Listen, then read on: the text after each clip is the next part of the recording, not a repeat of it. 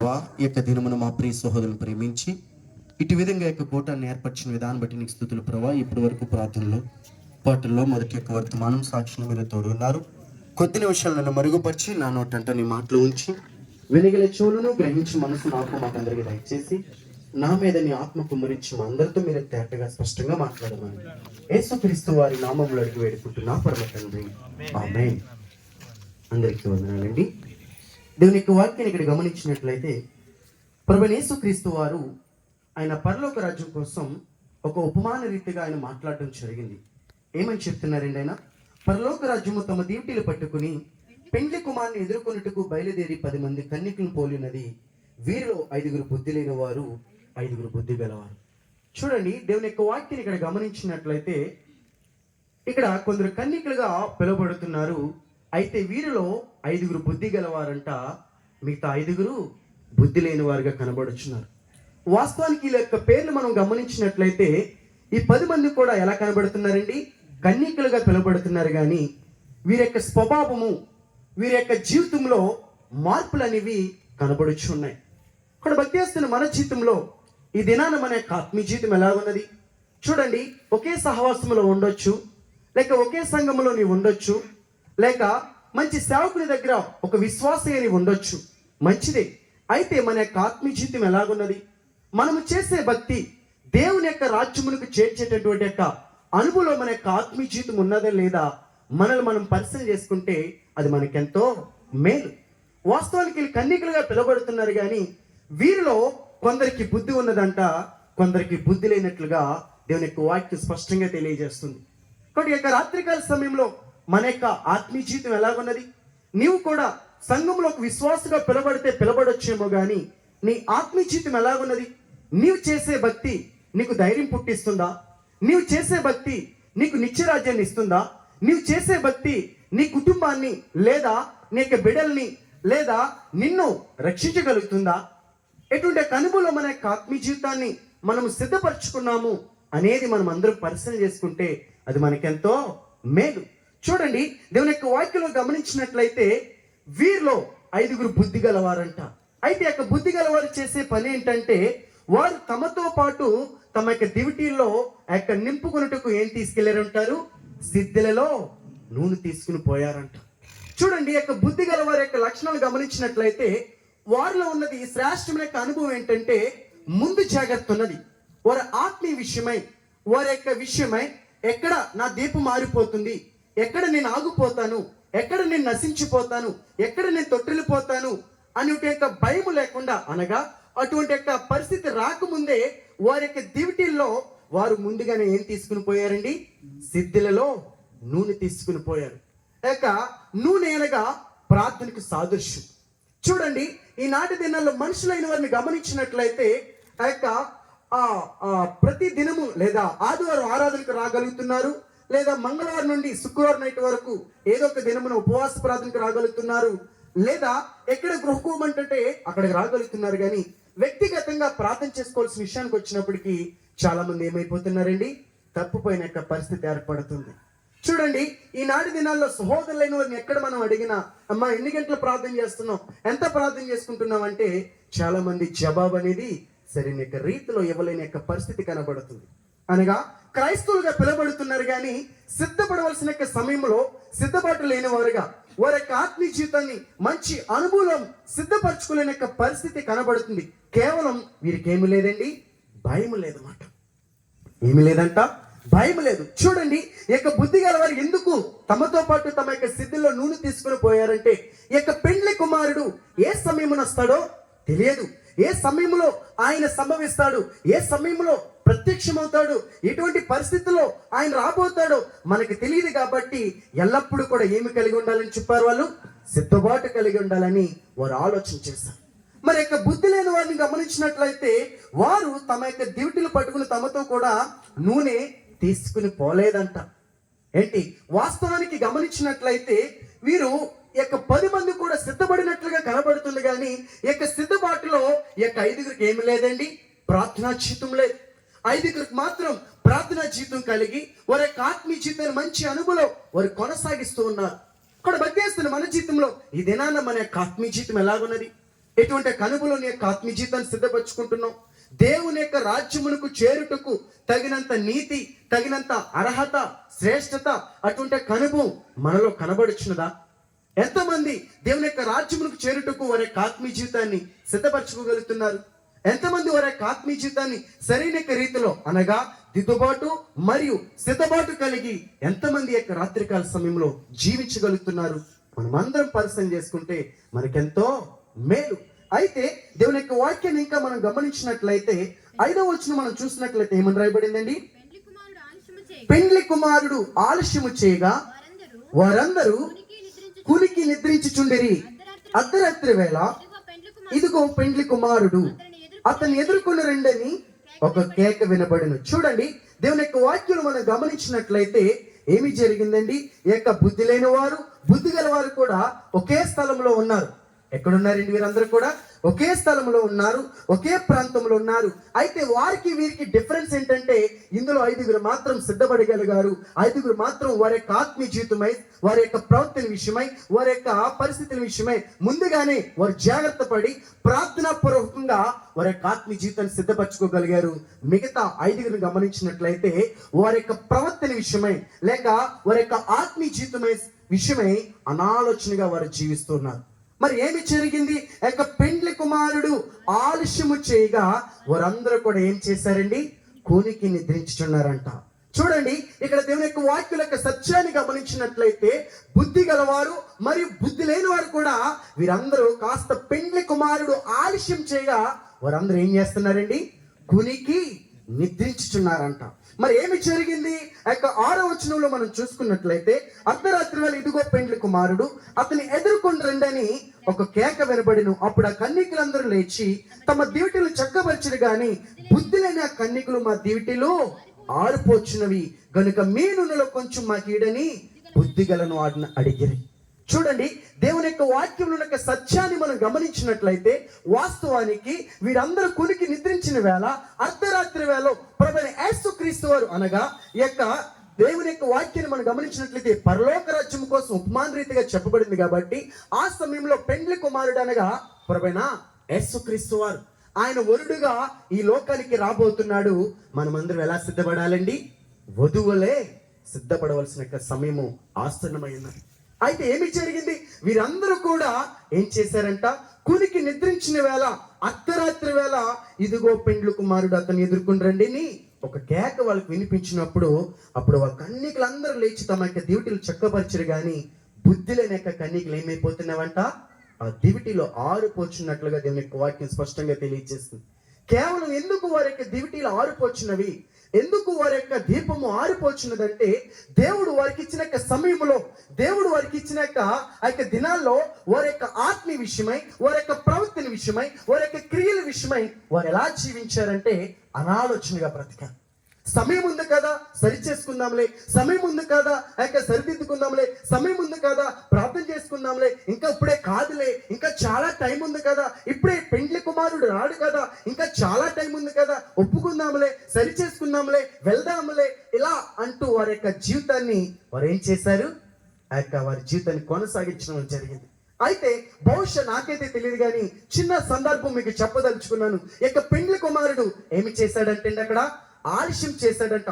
బహుశా దేవుడు ఎందుకు ఆలస్యం చేశాడంటే ఇప్పటికైనా ఈ యొక్క బుద్ధి లేని కన్యకులు సరిదిద్దుకుంటారేమో, సరి చేసుకుంటారేమో, వీరిలో ఉన్న ఔదయతను ఒప్పుకుంటారేమో, వీరిలో యొక్క పాపమును ఒప్పుకుంటారేమో, ఆ యొక్క లోకము నుండి, ఆ పాపము నుండి, ఆ భ్రష్టత్వము నుండి, ఆ యొక్క పరిస్థితుల నుండి, ఆ యొక్క లోత యొక్క ఆ పరిస్థితి నుండి లేచి చక్కగా వారి యొక్క ఆత్మీయ జీవితాన్ని చక్కపరుచుకుంటారేమోనని దేవుడు వాళ్ళందరికీ ఏమి ఇచ్చాడండి? ఆయన సమయం ఇచ్చాడు. చూడండి, ఆయన ఆలస్యం చేయగా అనగా రావాల్సిన సమయానికన్నా ఆయన కొంత ఏం చేశారైనా లేట్గానే వచ్చారు. అక్కడ దేవుని యొక్క వాక్యం స్పష్టంగా తెలియజేస్తుంది. ఆయన రావాల్సిన సమయానికన్నా లేటుగా వచ్చినప్పటికీ, కాస్త ఆలస్యం చేసినప్పుడు కూడా మనుషులైన వారు ఇంకా వారి యొక్క ఆత్మీయ విషయంలో ఎలా ఉన్నారండి? వారు ఆ బుద్ధి లేని కన్యకులు అనాలోచనగానే కనబడుచున్నారు. అక్కడ వచ్చేస్తున్న మన జీవితంలో ఈ దినాన మన యొక్క ఆత్మీయ జీవితం ఎలాగున్నది? దేవుడు నిన్ను నన్ను ప్రేమించి మంచి సహవాసంలో, మంచి సంఘములో దేవుడు నీకు సబ్జెక్టాన్ని ఇస్తే, దేవుడు నిన్ను ఆయన యొక్క రావాల్సిన సమయము కన్నా అనగా నిన్ను దేవుని యొక్క ఆ రాజ్యంలోనికి నిన్ను తీసుకెళ్ళడానికి ఆయన నీ పట్ల ఎంతో ఓర్చుకుని లేకపోతే సహించుకుని తాలుకుని నీ పట్ల ఎంతో ఆయన ఆ యొక్క ప్రభువైన యేసుక్రీస్తు వారు సమయాన్ని పొడిగిస్తుంటే ఈనాటి దినాల్లో మనుషులైన వారు ఏం చేస్తున్నారండి?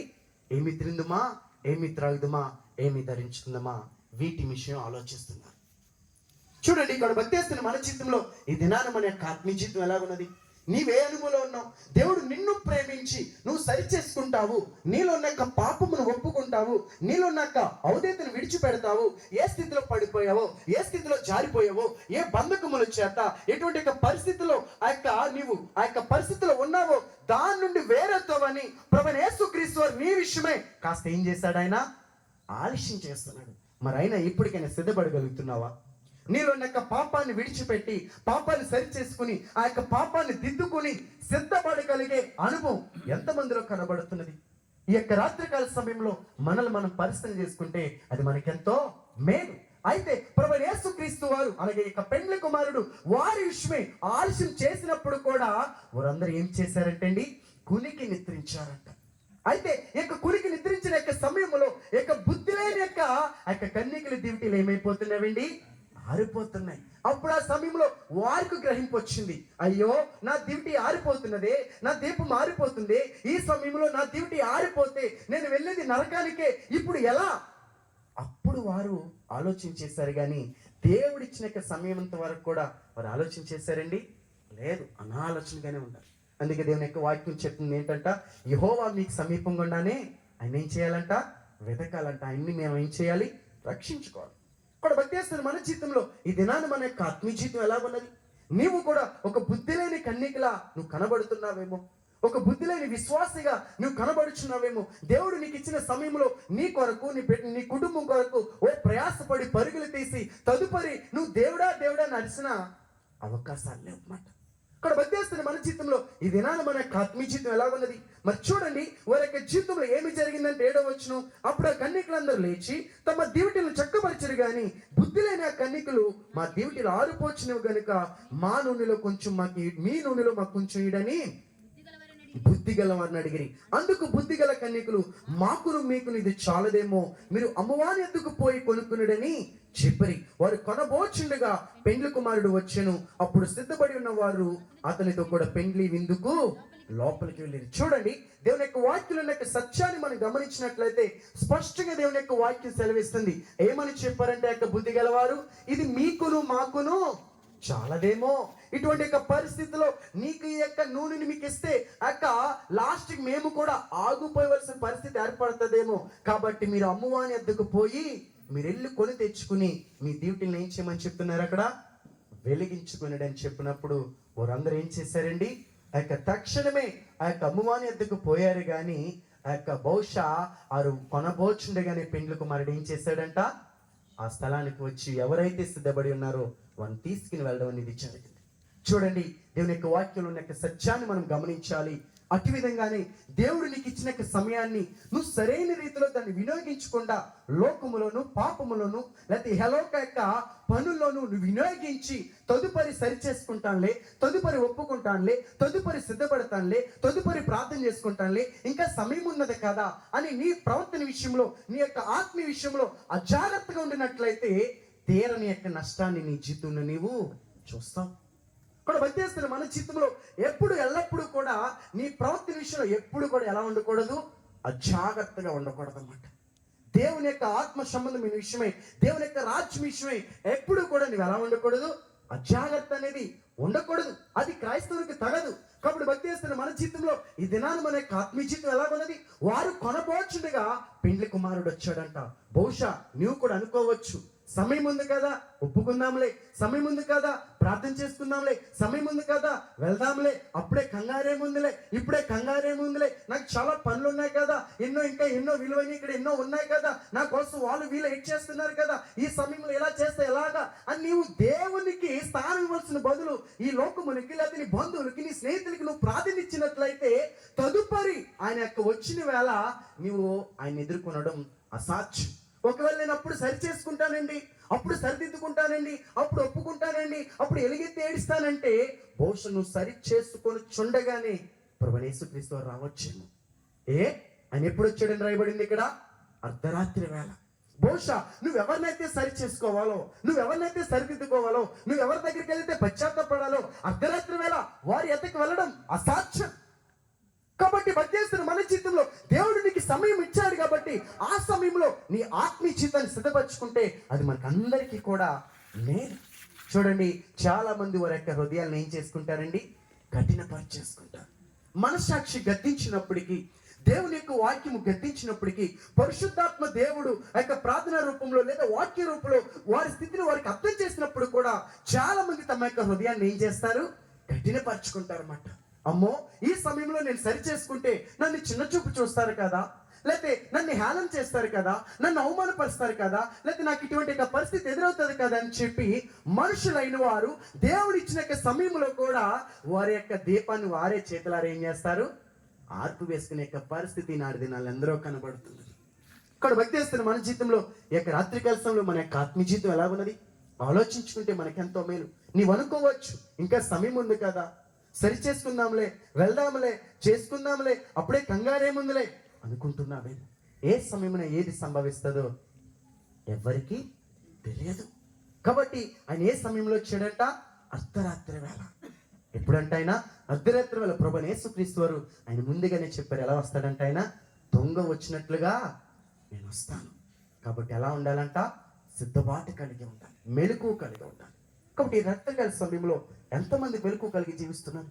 ఎంతమంది వారి యొక్క ప్రవర్తన విషయంలో, వారి యొక్క క్రియల విషయంలో, వారి యొక్క ఆత్మీయ జీవితం విషయంలో మెలకువగా ఉండి వారి యొక్క ఆత్మీయ జీవితాన్ని చక్కగా మంచి అనుభవం దేవుని యొక్క వాక్యానికి సరిపడే విధంగా ఎంతమంది కొనసాగించగలుగుతున్నారు? ఎంతమంది జీవించగలుగుతున్నారు? ఏదో భక్తి చేస్తున్నామని చెప్పుకుంటూ నీ జీవితాన్ని కొనసాగించడం వల్ల ఉపకారం లేదు. కానీ ఎలా ఉంది మన యొక్క ఆత్మీయ జీవితం? చూడండి, వీరు కూడా కన్నికలుగా పిలువబడుతున్నారు. వీరి యొక్క 10 మంది పేర్లు కూడా ఏమిటండి? కన్నికలే. కానీ వీరి యొక్క బుద్ధులు, వీరి యొక్క స్వభావాలు, వీరి యొక్క ఆత్మీయ జీవితాలు ఏమై ఉన్నాయి? వేరువేరుగా కనబడుచున్నాయి. కాబట్టి ఈ దినాన్ని నువ్వు ఒకే సహవాసంలో ఉండొచ్చు, ఒకే సంఘంలో ఉండొచ్చు, ఒక విశ్వాసంలో పిలవబడొచ్చు. అయితే నీ ఆత్మీయ జీవితం ఏమైనది? నీ క్రియలు ఏమై ఉన్నాయి?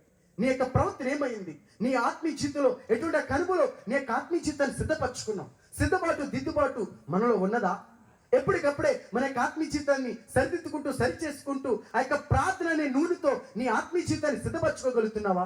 ఆయన ఏ సమయంలో వస్తాడో తెలియదు కాబట్టి, ఏ సమయంలో ఎటువంటి పరిస్థితుల్లో ఆయన ప్రత్యక్షమవుతాడో మనకు తెలియదు కాబట్టి ఎల్లప్పుడూ సిద్ధపాటు కలిగి మన యొక్క ఆత్మీయ జీవితాన్ని సిద్ధపరచుకోగలుగుతున్నామా? చూడండి, ప్రభువైన యేసుక్రీస్తు వారు అనగా ఆ యొక్క పెండ్లి కుమారుడు ఆయన ఎవరిని తీసుకుని వెళ్ళాడంట? ఆయన ఎవరైతే సిద్ధపడి కలిగి ఉన్నారో, ఎవరైతే వారి యొక్క ప్రవర్తన విషయమై, వారి యొక్క క్రియల విషయమై, వారి యొక్క మాటల విషయమై, వారి యొక్క ఆత్మీయ విషయమై జాగ్రత్త కలిగి వారి యొక్క నూనె ఆ యొక్క దీపం మారిపోకుండా, వారి ఆత్మీయ జీవితం ఎక్కడ తొట్టెలు పోకుండా, పాడైపోకుండా, లోకంలో పాపంలో పడిపోకుండా, ఎవరైతే వారి యొక్క ఆత్మీయ విషయంలో, వారి యొక్క శరీర యొక్క ప్రతి విషయంలో జాగ్రత్త కలిగి తన్ను తాను జాగ్రత్తగా చూసుకున్నారో, అంటే ఎవరైతే బుద్ధి కలిగి నడుచుకున్నారో వారు మాత్రమే ఎత్తబడినట్లుగా దేవుని యొక్క వాక్యం సెలవిస్తుంది. కాబట్టి యొక్క రాత్రి కాల సమయంలో మన యొక్క ఆత్మీయ జీవితం ఏమై ఉన్నది? మరి ఏమి జరిగింది? దేవుని యొక్క వాక్యాన్ని ఇంకా మనం ముందుకు చదివించినట్లయితే 11వ వచనంలో ఏమని రాయబడిందండి? అంతట తలుపు వేయబడిను. ఆ తరువాత తక్కిన కన్యకులు వచ్చి, అయ్యా అయ్యా మాకు తలుపు తీయుడని అడగగా అతడు, మిమ్మును నెరగనని మీతో నిశ్చయముగా చెప్పుచున్నాను, ఆ దినమైనను ఆ గడియనను మీకు తెలియదు గనుక మెలకుగా ఉండదు. చూడండి, దేవుని యొక్క వాక్యం యొక్క సత్యాన్ని గమనించినట్లయితే తదుపరి వచ్చి వారు ఏం చేస్తున్నారు? బ్రతుమాలుకుంటున్నారు దేవుని. అయ్యా అయ్యా మాకు తలుపు తీయండి అయ్యా, తలుపు తీయండి అయ్యా, ఆగిపోయాము, ఇలా ఉంది మా పరిస్థితి, ఇటువంటి పరిస్థితుల్లో ఉన్నాం, మమ్మల్ని కరుణించు, మమ్మల్ని కొంచెం వేడుకో ప్రభు అని వారు ఎంతగానో వారు యొక్క సమయంలో ఎంత కేకలు పెట్టుంటారో బహుశా ఆ రాత్రి వేళ. కాబట్టి త్వరలో అటువంటి దినమే మనందరికీ సంభవిస్తుంది అన్నమాట. మరి ఆ సమయంలో నీ ఆత్మీయ జీవితం ఏమై ఉన్నది? ఎటువంటి కనుమలో నీ యొక్క ఆత్మీయ జీవితం ఉంది? సమయం ఉంది కదా అని నువ్వు అనాలోచనగా నీ ప్రవర్తన విషయమై అజాగ్రత్తగా ఉండినట్లయితే లాస్ట్కి మన పరిస్థితి కూడా ఎలా ఉంటుంది? ఇటు విధంగానే ఉంటుంది. కాబట్టి దేవుడు నిన్ను నన్ను ప్రేమించి మనందరి కొరకు ఎందుకు సమయాన్ని పొడిగించాడు, ఎందుకు ఆయన ఆలస్యం చేస్తున్నాడు, దాన్ని ప్రతి వ్యక్తి కూడా గ్రహించుకుని ఆ ప్రకారం నీవు దేవుడి యొక్క ఉద్దేశము, దేవుని యొక్క ప్రణాళిక నీ పట్ల ఏమైనది, నువ్వు ఎలా ఉండాలి అనేది ఆయన ఉద్దేశం ఏమైనదో దాన్ని కనుగొని ఆ ప్రకారం నువ్వు జీవిస్తే అది నీకెంతో మేలు. కాబట్టి యొక్క బుద్ధి లేని కన్యకులు దగ్గర వచ్చి వారు తలుపు కొట్టారు కానీ అవకాశం లేదు. చూడండి, బహుశా ఆ తలుపు యొక్క మందం ఎంత ఉంటుందండి?